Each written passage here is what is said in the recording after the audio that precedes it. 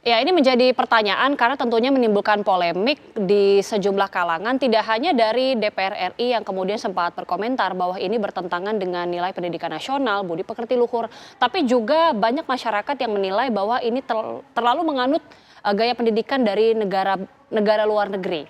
Dan ini kemudian akan menjadi pembahasan kita, apakah betul memang pemerintah bisa mengimplementasikan pasal yang progresif ini tanpa mengabaikan nilai ataupun norma yang berlaku di masyarakat. Untuk membahasnya sudah ada aktivis perlindungan anak Ibu Retno Listiarti. Selamat malam Bu Retno. Selamat malam. Oke, dan juga kita masih menunggu Bu Retno dan juga pemirsa tentunya tanggapan dari Wakil Rakyat dari Komisi 10 DPR RI Ibu Neti Herawati yang juga sempat memberikan pandangannya menolak pasal tersebut. Tapi saya ke Bu Retno terlebih dahulu.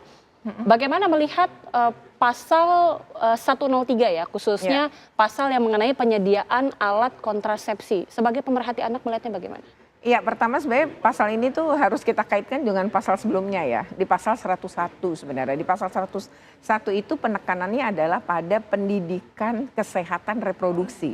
Nah, di situ kemudian ada mulai dari informasi, konseling gitu ya, layanan dan lain-lain. Nah, itu disebutkan jelas disebutkan memang anak usia sekolah gitu dan remaja gitu. Jadi ini bisa saja anak usia sekolah yang atau remaja yang kemudian menikah misalnya pada usia muda karena angka perkawinan anak kita tinggi ya. Nomor saat ini kan sudah nomor 7 ya kalau kita lihat tingginya angka di dunia ya. Jadi kita cukup tinggi gitu. Nah, kalau kemudian itu ya termasuk dong berarti di pasal yang dimaksud di pasal 101. Nah, pada pasal 103 itu ya memang ada di bagian E. Jadi ada 5 hal yang akan dijadikan layanan gitu ya dalam kesehatan reproduksi ini. Nah, layanan itu kan bisa bentuknya konsultasi gitu, bisa bentuknya sosialisasi gitu dan bisa konseling juga. Nah, di situ ada 5 hal yang akan atau bisa dilakukan. Nah, nomor E-nya jadi A, B, C, D, E.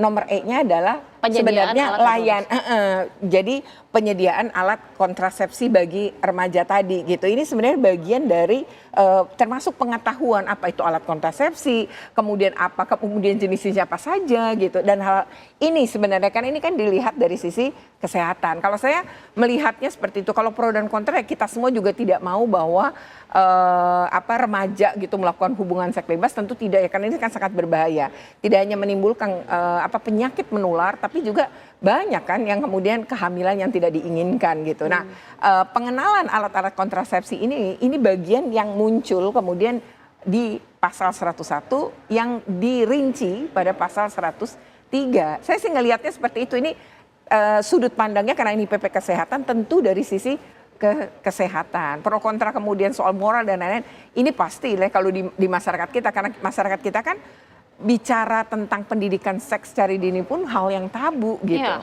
Oke, bagaimana kemudian tanggapan ataupun kritik yang memandang bahwa penyediaan alat kontrasepsi, apalagi ini diatur dalam PP, ini seakan-akan melegalkan seks bebas karena ada penyediaan alat kontrasepsi juga di dalam salah satu pasalnya. Kalau menurut saya sih itu hal pro kontra ataupun mereka yang kontra, saya rasa itu hal yang wajar gitu muncul persepsi-persepsi semacam itu. Apalagi tadi saya sudah katakan di negara kita itu ngomongin itu hal yang tabu gitu. Walau sebenarnya harusnya itu tidak menjadi hal yang tabu.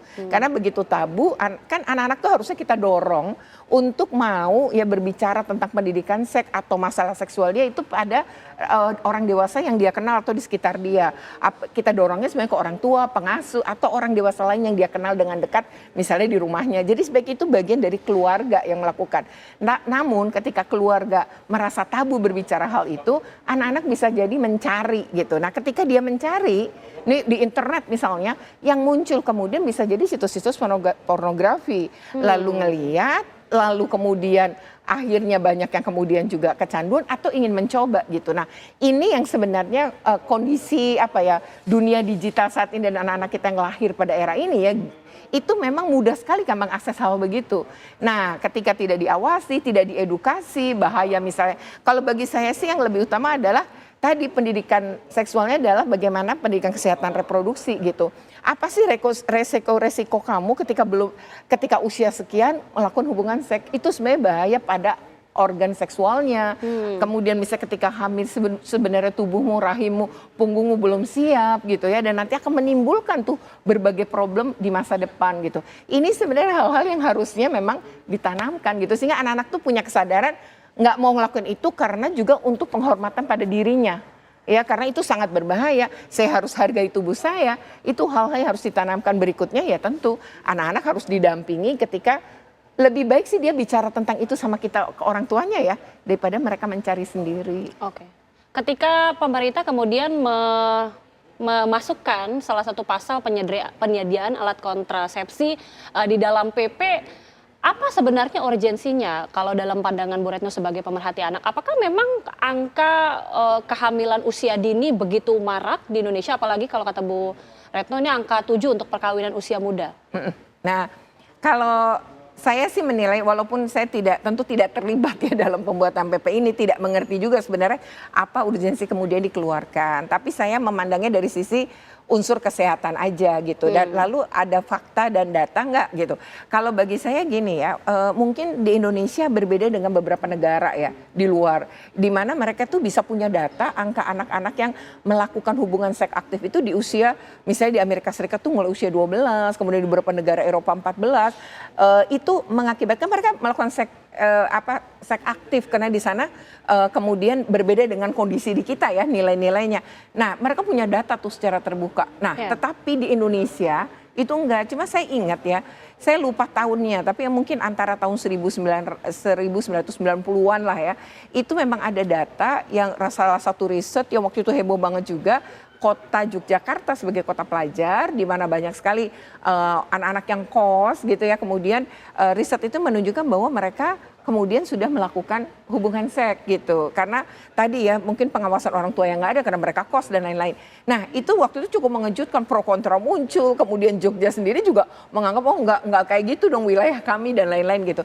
Tapi kemudian riset yang sebagai sampel ini taruhlah mungkin salah benar, tapi kalau terkait dengan sampel artinya pernah ada gitu ya riset kayak gitu. Itu berarti kalau tahun 1910-an mungkin sekitar 20-30 tahun yang lalu ya udah ada. Nah itu belum ada internet loh seperti sekarang gitu ya, di era digital sekarang gitu. Belum ada gitu. Nah apalagi kalau kemudian sekarang ada gitu. Jadi orang tua menurut saya juga penting gitu ya di momen ini juga menyadari bahwa anak-anak kita bisa saja loh melakukan hubungan seks di usia yang masih remaja gitu, tanpa sepengetahuan kita, dan tidak pernah ada keterbukaan kita bicara itu misalnya di rumah. Jadi perlu juga nih keterbukaan untuk mulai ngobrolin soal itu. Kalau saya sih mandangnya begitu ya, tapi bahwa saya sendiri juga tentu tidak sama sekali mendukung seks bebas, apalagi pada level remaja gitu ya. Ketika tubuh mereka jelas belum siap secara organ seksual, secara organ reproduksi, tentu kita harus cegah betul itu. Nah, mencegahnya